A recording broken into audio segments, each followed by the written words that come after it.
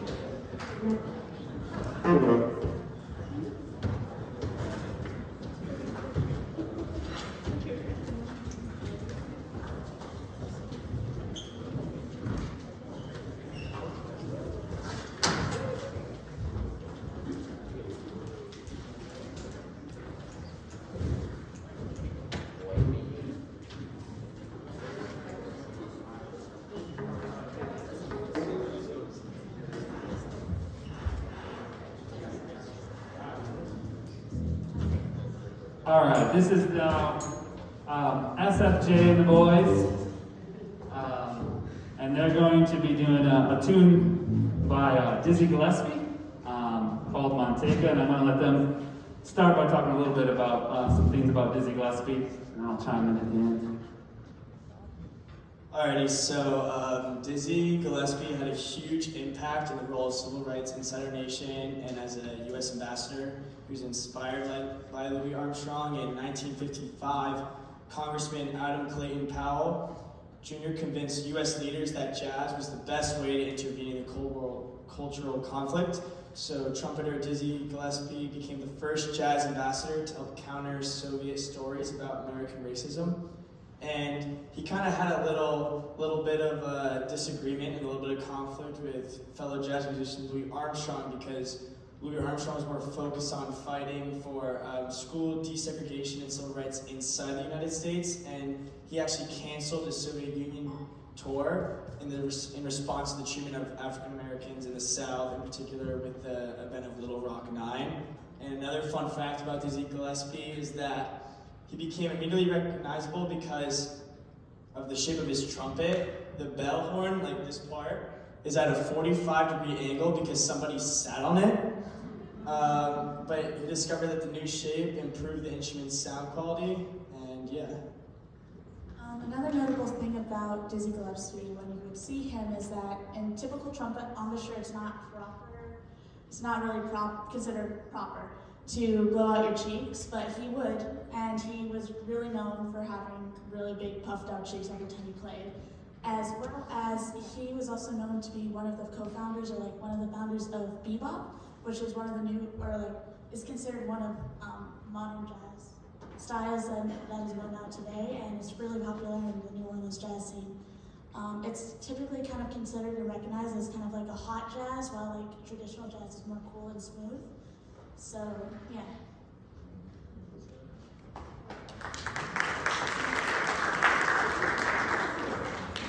For those anybody interested, some of the things they're talking about the jazz ambassadors, there's a great PBS documentary. It's about just under 2 hours on all the different jazz ambassador artists, and it's really interesting. It goes into great detail, and it talks. One of the biggest things it talks about is, they were sending over these artists and things, but that also empowered the artists to speak their minds. Like when I say Louie Armstrong, one of the reasons he was canceled was because he actually spoke out, so the government wasn't about to send him after he just publicly and internationally spoke out against the Little Rock 9.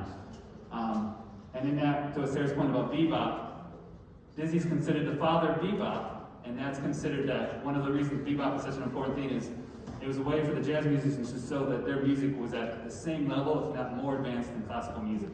Because of the virtuosity that it takes to play in the bebop and understand all the really advanced harmony lines and the super fast soloing that's happening over these tons of chord changes, it's very advanced. So they're showing off that this wasn't just we're winging it and the things. And Dizzy was able to explain that really well. He was able to teach it and show what they were doing to kind of show that this wasn't just us making it up on the fly. So this tune they're gonna play is Manteca. And the other thing he's influential for is that he's one of the first jazz musicians to directly use Afro-American beats, Afro-Cuban beats in his grooves. So like Manteca and the Night in Tunisia all use it as all with these couple tunes. He was the first jazz musician to start incorporating those. So take it away, guys.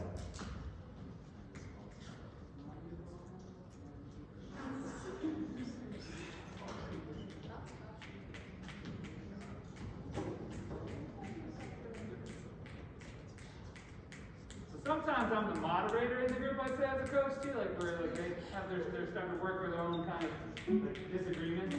So as a moderator, they want me to count it off. 1, 2, 3, 4.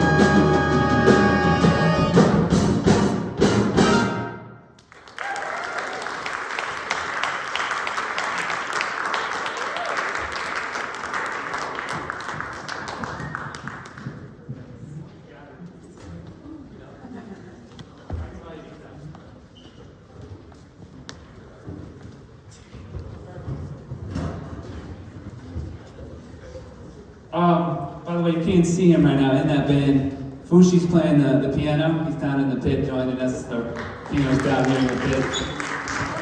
The joke is, I love my favorite time is actually makes it more fun to play when we have nice decorations in the back. Though it is, we say right now, it's a little challenging because we're not able to have our setup where we can hear each other, so we're really spread across. And obviously the piano not in the pit is ideal, so that's awesome, Fushi, being able to do that. And so, we're going to play one more piece for you, and we'll talk about this connections. And one of the things we're doing today is talking about our connections from these early jazz artists and blues artists to modern people. But before we do that, I kind of want to recognize a couple of our musicians who had just taken All-State auditions and got accepted to the All-State CMU Music Festival. It's an awesome thing to have happen and great experience. And all three of them were also part of the Western Regionals, which got canceled and then was rescheduled, and we're able to do it. So Brian Crowell on trombone is made All-State.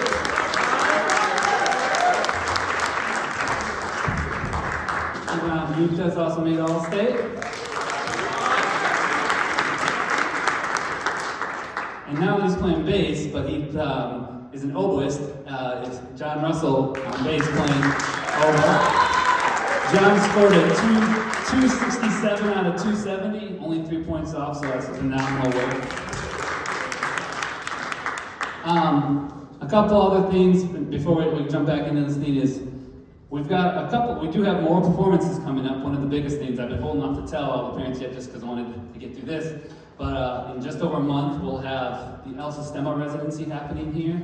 We have students coming from the different programs from the Northeast, about 8 different programs. Coming to work, and this year it's going to be a little different. We're going to do a showcase. Each program, including ours, will play 1 or 2 tunes kind of like this, so show off all the amazing work. And then we've got a couple combined things. We're going to have one combined piece from one of our compositions made last year. And over that course of that weekend, we also write a brand new piece from scratch, and we premiere it in basically a day and a half. And it's a really cool thing. And then we also have assembly concerts for the school on that following Monday, so that's coming up. And then I just, about a week ago, just got an email from the Wilton Jazz Festival saying that they're back on. And so I said, all right, we're there if you're doing it. So in April, we'll also be playing at the Wilton Jazz Festival. So we're getting back out there and performing, so it feels really good. So yeah. Our last artist that we're going to play is kind of connected to the first artist kind of things. His name is Trombone Shorty. He comes really straight out of the New Orleans brass band tradition. And his nickname is Trombone Shorty because he literally started playing when he was, maybe 6 years old, and the trombone was definitely taller than him. And so he picked it up and was trying to join some of the different Mardi Gras parades, all the street parades. He picked it, and everybody just kind of joked, like, hey, look at that Trombone Shorty over there. And the name stuck with him. And ever since, he's been a phenomenal talent, and he really bridges and shows off this whole through line of different things. When he was 12, he played with Wynton Marsalis, and was playing a couple things, like he was on a couple performances there. There's actually, you can YouTube that version of him doing Joey with Blues with Wynton Marsalis. He's played with so many different artists, both in the jazz world, but also in the pop hip hop world. He's on a bunch of recordings with Jay-Z and different things. He's really one of these connecting, but he brings back, and he has his own phenomenal band that is kind of a New Orleans brass band, but with a tip he actually uses 2 drummers. And he's got more of a traditional rhythm section where usually in a New Orleans brass band, only the you don't really have a rhythm section, you just have a couple drummers and the sousaphone, but he actually plays with the bass player and stuff. And he, besides playing trombone, is also a great trumpetist. And he really is infused kind of the New Orleans, like we're going back to that ring shout tradition, also with hip hop grooves and different grooves, so you can kind of see his through line. And he has all this knowledge of this early style, but he's using, and that's the cool thing about this, what's happened still constantly in New Orleans is the music's never dead down there.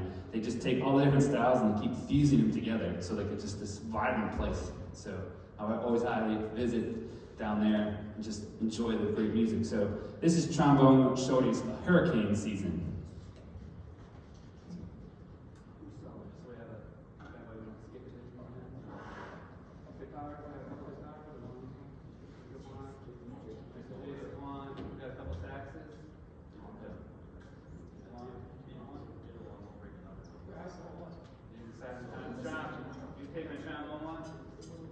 Ryan, you can channel yourself? Sure. Maybe because it's a big group, you can get yourself towards this mic, it might help. This and the cross, we're spread super thin. Super thin. You go first, then we'll point after that.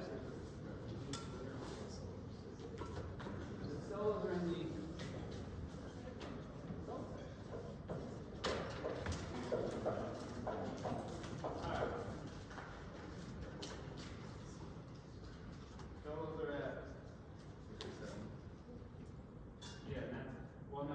before that. 57. So 65 is the drum solo. Yeah. Go all the way back each time. Start with 57. We go back to 57.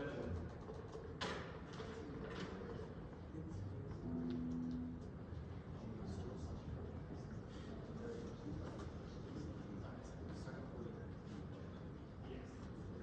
Solo second over 49 and 64. We look at 65 as the drums.